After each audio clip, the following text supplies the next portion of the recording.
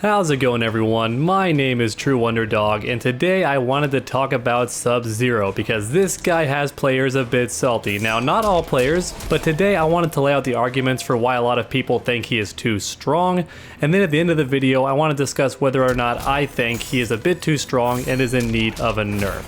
So first up, we have the Ice Ball 50/50. This is what a lot of people are mainly concerned about, and it's a pretty surface level issue. I understand why some people think it might be a bit too strong. So let me go ahead and break this down. So most characters in Mortal Kombat are either an overhead character or a low character. So for example, both Baraka and Sub-Zero are low hitting characters. Their lows start off combos, and then for Baraka, he only has a short hop or an overhead that knocks you down. His overheads can't actually combo, so you want to block low most of the time against Baraka, and then you can react to his overheads. And that's true for nearly every character. For Kabal, it's the opposite. Kabal has overheads to start combos, but his lows only knock you down. However, Sub-Zero is one of the few exceptions to this rule, because Sub-Zero, in certain variations, can actually combo after his overhead. So that means if your opponent likes to stand up all the time, you do lows, and then you get a meterless combo to hurt him with. However, if your opponent likes to crouch all the time because they know that low is your meterless option, you can actually do an overhead and still get your combo anyway. And that's what most people have an issue with for Sub-Zero, because most characters can't do this. However, Sub-Zero's not the only one who has this. Jade has it, for example, and so does Sonya Blade. So he's not the only 50/50 character, but he certainly is one of the few who can actually do this. However, real quick, I want to tell you how to beat this. So the low does not have as good of range, so if Sub-Zero's further away, chances are he's going for that overhead. However, if he's at a meter, you don't really have to worry about the overhead. The most he can do is this, and that's it. Without meter, he can't actually combo you this way. So if he's up close, block low most of the time, and then if he's at a meter, block low then as well. However, here's the problem. When he's a bit closer, let's be real, this overhead is pretty much impossible to react to. Right? And not only that, but Sub-Zero also has certain setups where you're forced to block, so it's not just in the neutral.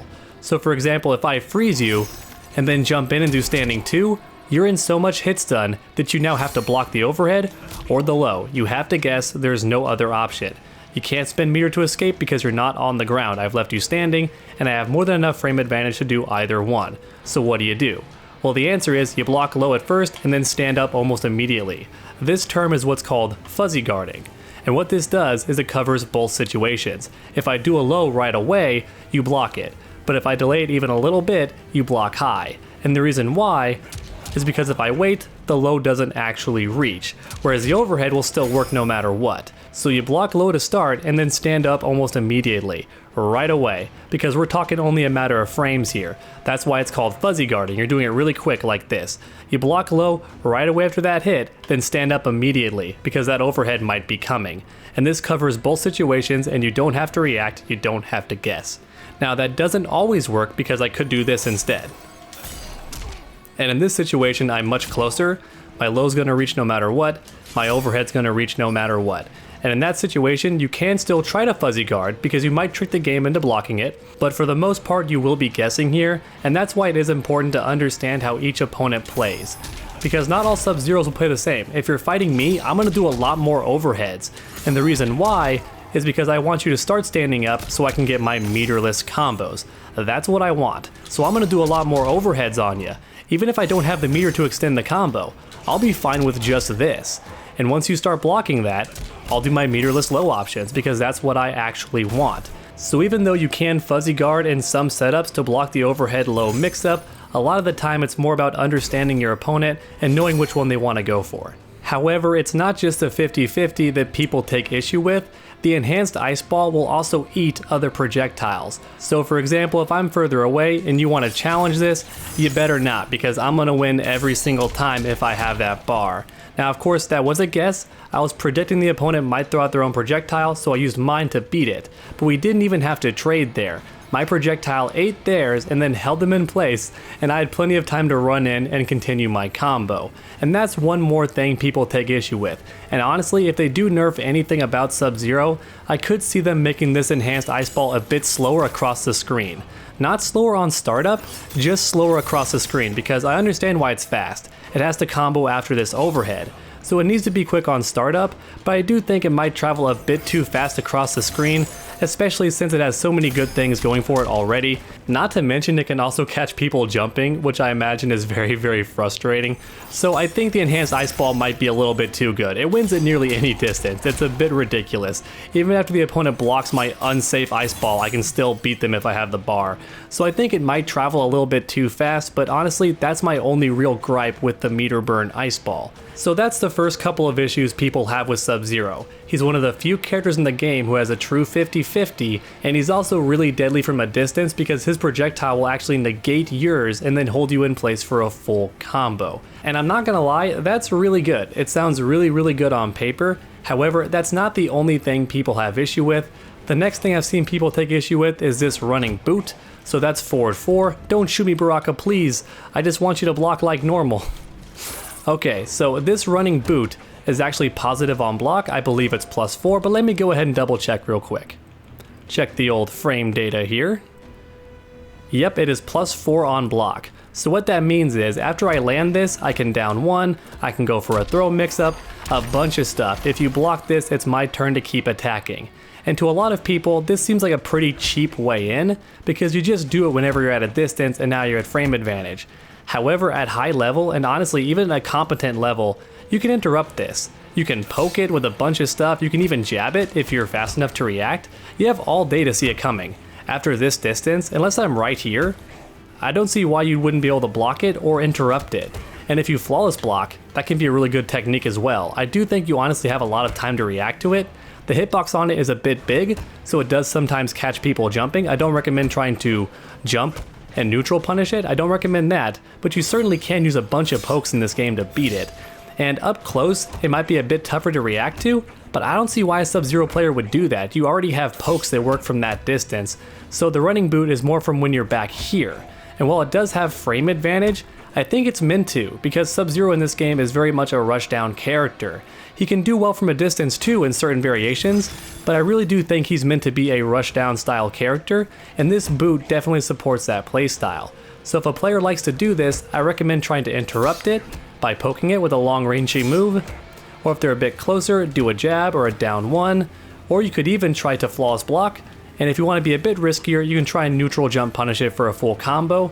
But once again, I have seen it catch people out of the air at tournaments, so I don't recommend that option. The point is, this boot might be plus on block, but it's honestly quite easy to see coming. Even up close, he still has to do the animation, so you honestly do have enough time to interrupt it.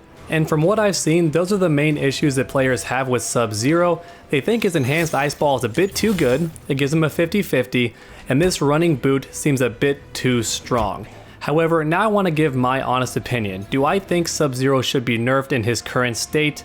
Right now I'm gonna say no, for a couple of reasons. Reason number 1, the game is very young, and I don't feel like nerfing the game just yet. We still have no idea what every character is capable of. Certain characters might be a lot better than we think already.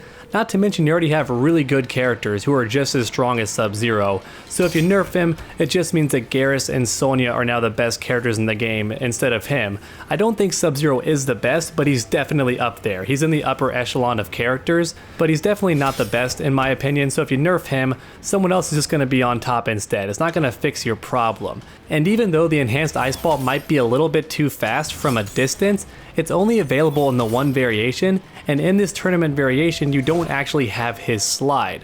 So you lose that big mix-up factor, you can't switch sides when you enhance it, and you don't get the crushing blow for landing it repeatedly. Not to mention the slide actually goes under projectiles too, so it's pretty good, once again reinforcing that Sub-Zero mix-up factor. But the developers here were pretty smart. He doesn't have it in this variation, so he has an amazing combo extender, and it's great for zoning too, right? It lets you get in if the opponent's trying to throw projectiles, you beat them, you get right on in there. I keep messing up that ice ball, I apologize for that. But the point is, Sub-Zero is a rushdown character, but in this variation he doesn't have his slide. So he can't beat projectiles without spending meter, and he can't mix you up with that low attack, and he can't switch sides by spending meter, and his crushing blow also isn't as good. And on top of that, there's one more reason I don't think Sub-Zero should be nerfed, and that's his damage overall. So his combo damage isn't really that good. Even if I go for the optimal combo here, I spin the bar there, and as you can see, only about 260. That's not very good for a full combo, especially since I spent bar. And the overhead, you get a little bit more, though I'm not going to spin the bar here. So I get 245 without spending 2 bars, but I did cost 1 bar just for that mix-up. And honestly, that damage wasn't very good. Now in the corner, you can do a crushing blow. He has crushing blows from mid-screen though too. Let me go ahead and show that. So from mid-screen, you actually can get a crushing blow. It's a bit silly though because you get less than 300 damage. That is nothing for a crushing blow. Now in the corner, you do get a little bit more. Let's go ahead and move Baraka to the corner here. So in the corner, you can get a little bit more because you launch him. But even then, it's only 294, which is still kind of a joke for a corner combo and crushing blow. Less than 300 damage, that's not really that good. Now I could have done the low starter instead, I would have got a bit more damage, or I could have done the overhead for even more damage, but once again that cost meter. So that's 1 bar and a crushing blow and a corner combo, and I barely got 30%. That's definitely nothing to brag about in Mortal Kombat 11, so Sub-Zero's damage really isn't that much, and even those mid-screen combos I was doing, that's like a jumping kick and a throw, and already you've caught up. So even if I do an optimal combo from mid-screen without a crushing blow, you can just do 2 throws, and you've already caught up to me for sure.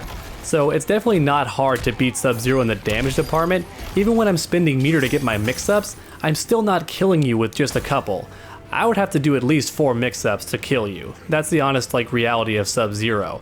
So even though he has great frame advantage, some really cool setups, and he does have 50-50s, and he's pretty good in the neutral game and at the projectile game from a distance when he spins that bar, he does lose that mix-up factor, and his combos are never very damaging, even with the corner and with crushing blow. They're just nothing to write home about. So Sub-Zero definitely is lacking in a lot of areas. So for me personally, I don't want to nerf him just yet.